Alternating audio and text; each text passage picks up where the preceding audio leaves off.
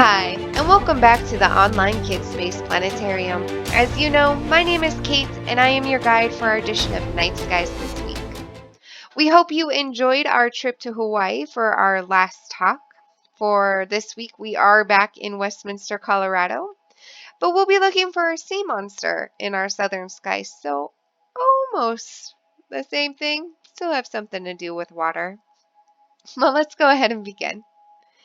Along the bottom of our screen, you can see that our day stamp is set to November 19th, so this Thursday, and our time is just about 45 minutes after 5, or about 15 minutes until 6 p.m.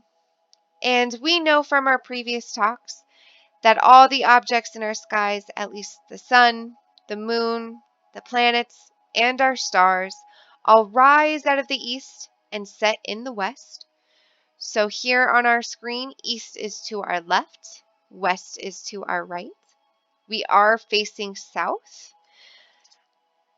I will slow our time just a little bit here. We did see a couple of nice bright dots before the sun set, the first of which, of course, is our moon, which will slowly get brighter and brighter as our week continues, as we will be moving from a new moon to a crescent moon.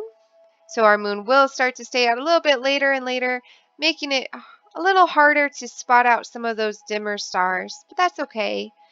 We're going to go a little ways to get it a little further on, closer to our horizon, so that maybe we can have better luck finding our constellation, our sea monster. And of course, we know there are a couple of planets out as well, which I will label now. From our previous talks, we know those, of course, to be Jupiter, Saturn, and Mars.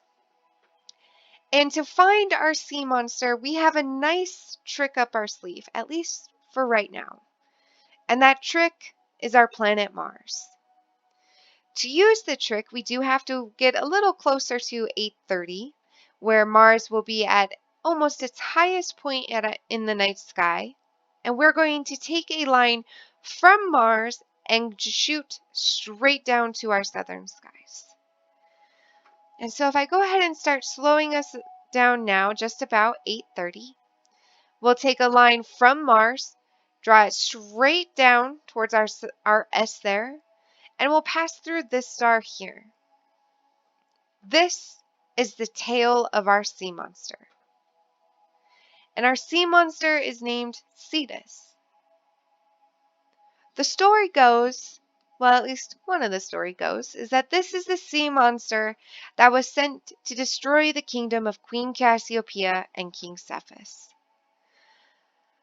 While waiting for her fate, Princess Andromeda, who was to be sacrificed to Cetus, while she was waiting there, Perseus was on his way back from slaying Medusa and saved Princess Andromeda simply by holding up the head of Medusa and turning Cetus into stone.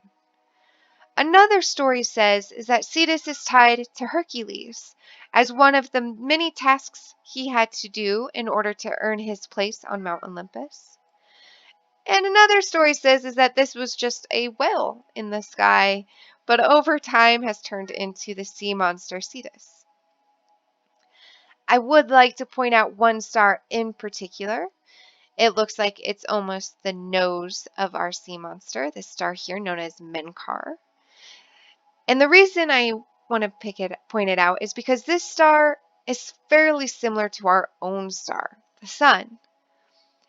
It's a little older, but it's still red. It still has that orange kind of look. And if we were to bring Menkar back to our solar system, it is a little heavier than the sun, a little bit bigger, but it would just go to just beyond the orbit of Mercury. So still a pretty neat looking star. And it is, as you see, a variable, as it does have an eclipsing companion. So it changes the brightness just a little bit, but still a pretty cool star to point at if you have a telescope and have a chance to observe it. Well, that will be our talk for this week. Of course, if you would like to have a special shout out for a loved one, you may send me an email with their name and birth date to kate.hall@KidSpaceLaunch.org, And of course, if you enjoy watching our programs, do please help us stay open by donating to KidSpace Launch. From all of us here at KidSpace, thanks for watching and happy stargazing.